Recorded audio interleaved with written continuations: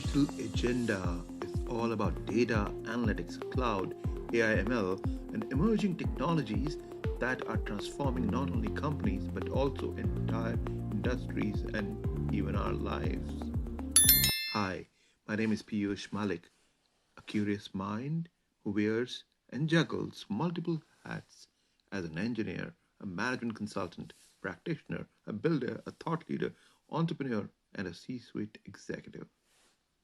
I have been in the industry helping organizations realize and navigate the value of data, analytics, applied AI ML, and emerging technologies. I have created strategies and transformation programs that helps them compete with the digital natives. We all need high quality data that we can trust to do our jobs. But the unfortunate reality is that most data is riddled with errors. Bad data is a brutal killer. It adds time and cost to even the simplest of operations, and it makes it more difficult to make good decisions. About 20% of revenue is wasted by a typical company because of bad data.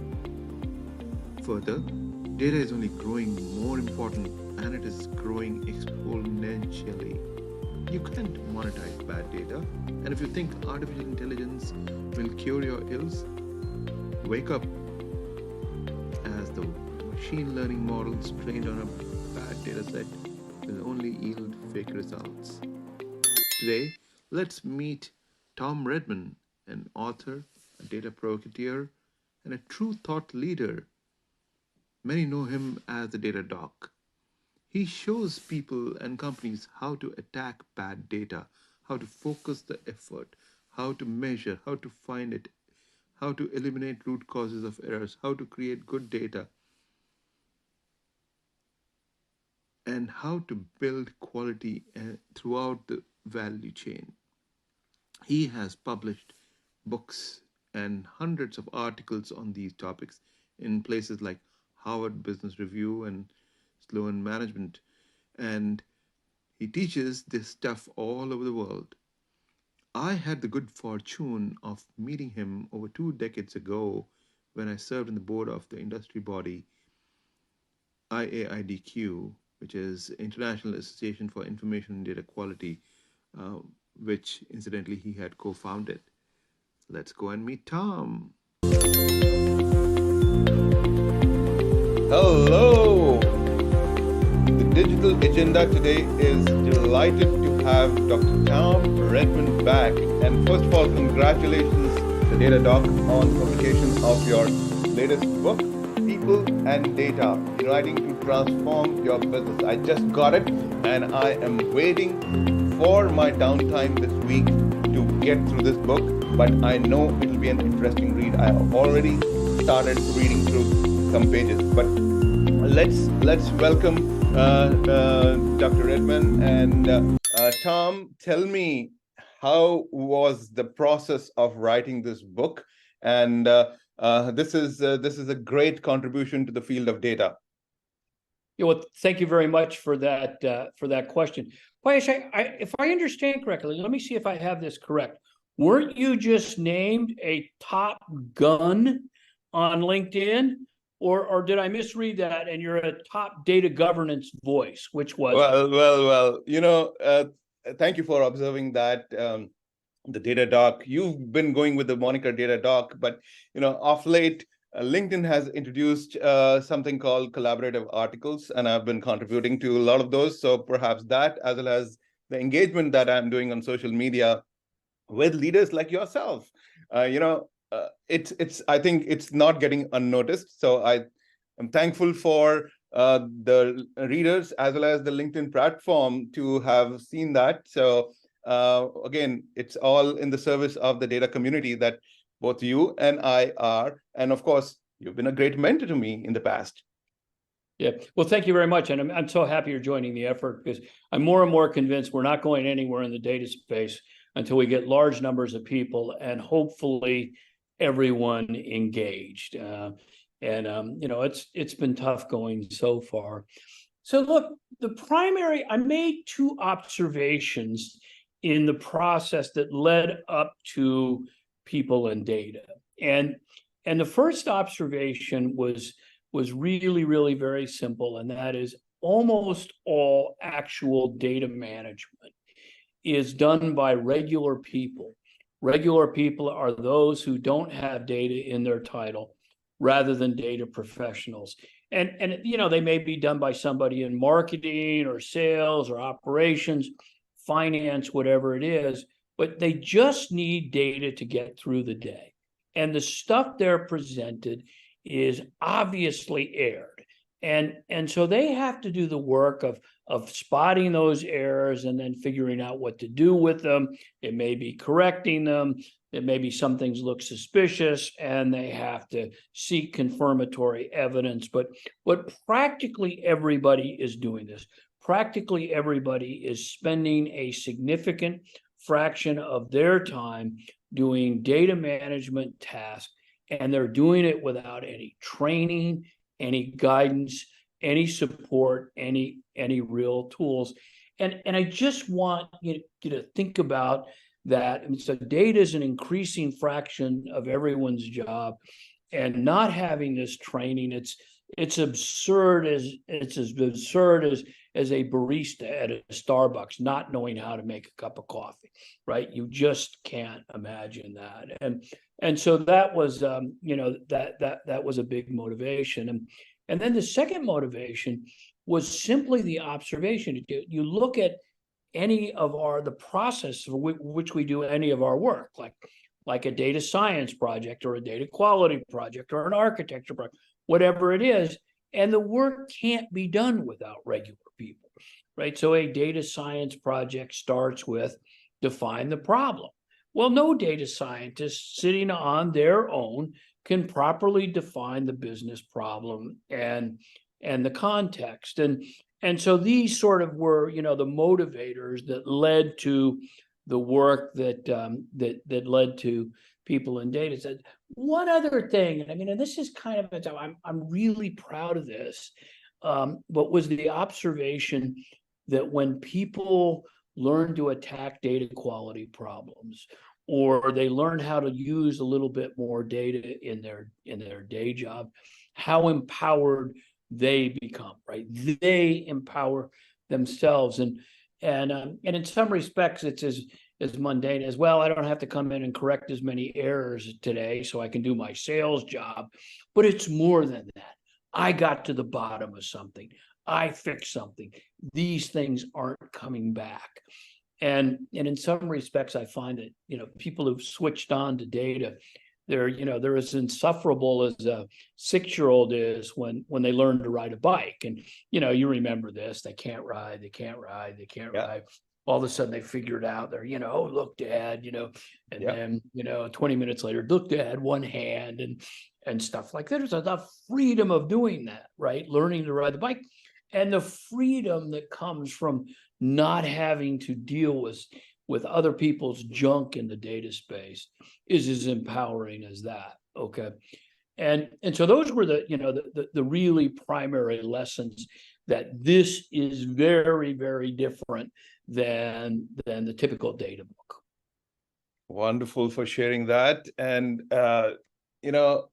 as you were talking about the analogy of a kid learning to bike, it makes me think perhaps here is the data doc coming to free us from the shackles of the data drudgery, because nobody in an organization wants to enter data or clean data, but they want results, they want insights. And especially in the era of AI and generative AI, it's all got to be trained on pristine data. And if we don't understand what it can do for an organization or for individuals in organizations as well as in life, then we are missing something. And I want to bring you back let me just build on this point for a second. Sure. Because we're generative AI, all the hype and stuff like that, right? It's not going anywhere without quality data. And you're not getting large amounts of quality data without large numbers of regular people. right? I mean, and so most people do when they hear this, they shake their head up and down, just as you are. This is self-evident true, right? But unfortunately, so most companies, right, if they've got $100 to spend on this, they're spending, $98.50 on their algorithms, and a quarter on the data, and a quarter on people, and it's just not enough. This has to level out. So if all you care about is generative AI, right, well, the first thing you better worry about is the data, and the second thing is the people, and you ought to start that today. Absolutely. And this is generative AI is a term that hasn't left me since November. Every conversation I get on with my clients or my peers or even my prodigies in the industry, everybody is concerned about generative AI, and rightfully so. The pace of development in this space is so fast. Newer companies being launched, newer opportunities being presented, but you're absolutely right. Without the right data, they can't go any further. Have you've perhaps seen the cases of ChatGPT hallucinating? That's nothing, but it not having the accurate data. And these days, both the OpenAI or Microsoft, as well as Google Bard, they say cannot rely on the accuracy of this data coming out of this generative AI. Why is that? Because we haven't cleaned the mess of all those past years. So now what is happening is people are coming up with enterprise-specific generative models, which take some component from these open source models, and then their own private models, which are trained on company data, on solving customer support problems, and the low-hanging fruit of increasing productivity. And I think there's great progress being made in that space. But I don't want to digress and move away from the real purpose while we are here today. I really want to get to certain things from this book that, with your permission, I would like to read and get your opinion on. Yeah, please do. And Okay. by the way, I mean, we've been saying in the, along, and we've heard garbage in, garbage out for our entire adult lives, right? And so it's still true. There's lots of opportunity to do good with AI, but the ability to do increasing amounts of damage is there as well, and bad data will be a prime contributor to that. Absolutely. And as we talked about in the Digital Agenda episode number 1, that was the theme that you and I talked about. But today, in your chapter 1, where you talk about Ant's Data Tuesday, most people don't give data a second thought, but much like air and water, it is essential to daily life. What a beautiful way to start. Yeah. Thank you very much for that. I mean, look, if you're going to talk about people and data, it's like, well, what's going on, with people? And so to start this book, I mean, this, by the way, I work with Kogan Page on this book, and Kogan Page was absolutely terrific. And we had a discussion about this. They really helped shape this first chapter, but we really try to take a regular person, right? Just, a regular woman with a regular job in marketing and a spouse and 2 kids and the things that she's going through in her daily life. And, some of it is as mundane as well, which way do her kids like their peanut butter sandwiches cut, right? Because they're going to go spend the weekend with their grandparents, to, right? Some trouble she has at work, and thinking about whether they can afford a house. Their kids are getting old. They're thinking about moving from the city to the suburbs and so forth. And what was interesting is I wrote that, I mean, I tried to make this just as basic as I could, but how many times she ran into data and all kinds of different kinds of data just during the course of her day. And of course, we talk about the excitement around AI and the kinds of things it will do for a company. But part of the excitement, I think the thing I'm more significant about is just making her day a little easier and a little better, right? Making her kids happier, getting them educated, maybe saving her some money, maybe making her job more satisfying. I mean, that to me is the spirit of people in data. Yeah, absolutely. And through this book, in somewhere I also read that you have 6 kids and grandkids as well. Have any of your I have 7 grandkids. 7 Right. grandkids? Yeah, it All right. is true. I count my kids and my in-law kids as 6. So right. Yeah. Okay. All right. Wonderful. So just curious if any of them have read your book, or do you intend to make them read it someday during the Christmas? Yeah. So one of the things that's really interesting about that is first of all, my wife has insisted that every word I write for the last 15 years, she can understand, and she's really demanding.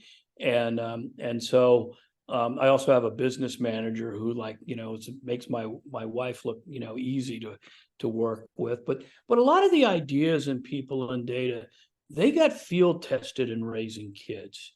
Right. They got field testing and raising kids and how negotiations with them would go and so forth. And so, look, I mean, I think they'd all consider themselves regular people, and they use 50 times as much data in their days as I do now. And so since I've given them their copies, I've heard, from each of them, oh, that's really pretty good, Dad, kind of thing. And imagine how hard it is to get one of your kids to go, that's pretty good, Dad. So, yeah, absolutely. This commands respect. You are contributing to the vast body of knowledge in the data quality and data governance space for so long, and to still have admirers at home, I think that's commendable. And I know you attend conferences as well. I mean, I remember our conversations during the DGIQ conference, where we would sit at the breakfast table talking about a topic, and then you never know that conversation would go from 5-minute conversation to a hour-long conversation, and we'll keep debating pros and cons of that topic. Do you think today's generation, with the what I call as the ADHD infused kids, they have the attention span of less than a minute in the age of TikTok, would they sit down to read a book fully from end to end? Well, so look, I mean, I know a lot of people are saying, that's going to be a real problem, and they're making fun of the next generation and so forth. I'm pretty sure our fathers did that with us too, kind of thing. And we turned out all right. So I just look at my kids and the cohort of their cohort, right? Their friends that I know, and the fact of the matter is, they're just terrific human beings. Yes, right? They're trying to do the right thing in the world. They're trying to figure out how they fit in. They're a lot less tolerant of malarkey at work, kind of thing, right? But they're very much more social, and so when you write a book now, I mean, if you look at those chapters, I mean, none of those chapters are very long. And yes, I noticed that. Yes, absolutely. right. So, so okay, well, you got, 10 minutes on the train, then you can read a chapter. The other thing is, I mean, again, Kogan Page and the editing, I worked really, really hard and worked with editors to make this an engaging read. Absolutely. From whatever I have read so far, it's very engaging. And I want to read another small snippet from, with your permission, from another chapter here, which says, all roads lead through quality. And when the topic is when trust leaves the room, George Shultz, U.S. Secretary of State under Bill Clinton, on the importance of trust, famously remarked then, trust is the coin of the realm. When trust was in the room, whatever room that was, the family room, the school room, the government room, or the military room, good things happened. When trust was not in the room, good things did not happen. Now, this statement is very, very relevant today in both politics and in the world. So, care to elaborate a little bit more here? Yeah, look, I mean, I'm not the first one to remark on this. I mean, obviously George Schultz is it's making it's sort of a really, really important observation. And as you say, at every level, and Danette McGilvery's talked about it in the context of quality, right? It is just so insightful. And also, sort of abuts the conversation we were having earlier about, the younger generation and building the kinds of relationships that you need to create trust. And so, right, I mean, I think we're at this, perhaps, I hope we're at this inflection point in human history where we can absolutely start leveraging data more and more. And if we can, I mean, I think we can create an economic miracle, right, like industrialization did. But that will not happen without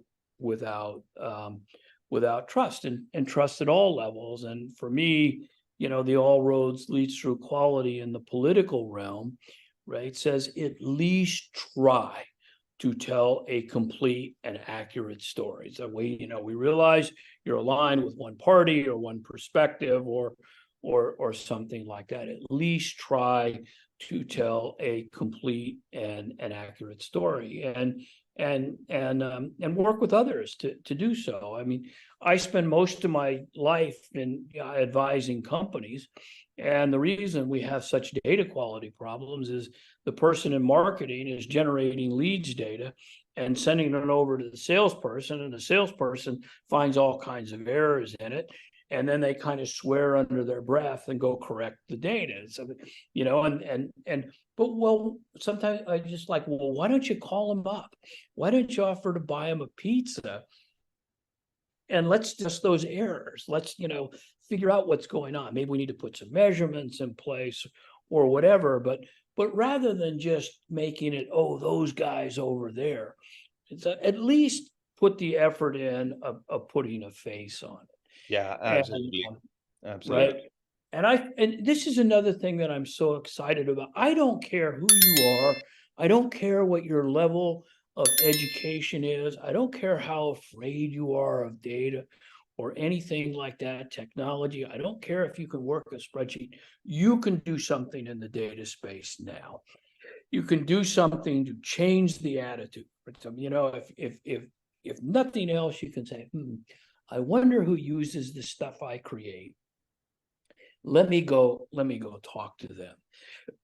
And I mean, I don't want to get, too much this way, but I mean, that to me is the really hopeful message here, right? Is we don't, obviously I hope leadership gets it. I hope CDOs place more emphasis on this. I hope department heads do. I hope people who have business problems.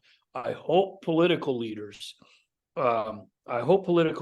take it upon themselves to think a little bit more broadly and as I say, try to develop a complete and accurate picture. But whether they do or don't, whoever is listening, you can do something, and you can start it today, and you can start it in a constructive way. And once again, I mean, I think that message is just so hopeful.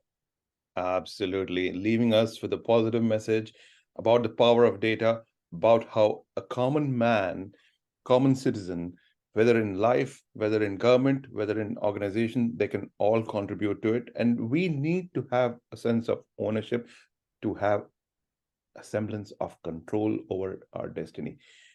About 10 years back, when I was doing a keynote presentation at a conference, in those days of big data, and I was leading the big data analytics team at IBM at that time.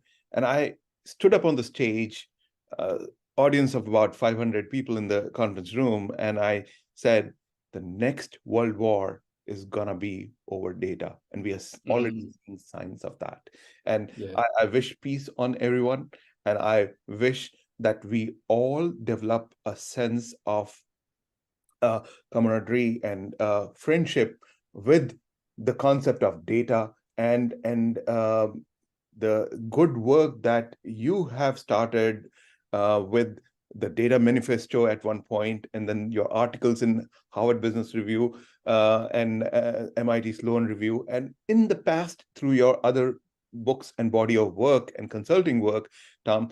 I'm very, very appreciative of what all you have done, and congratulations again on the publication of your latest book. I wish you luck, and hope everybody goes and reads this, and we will reconnect pretty soon. So with that, thank you so much, and namaste. Namaste.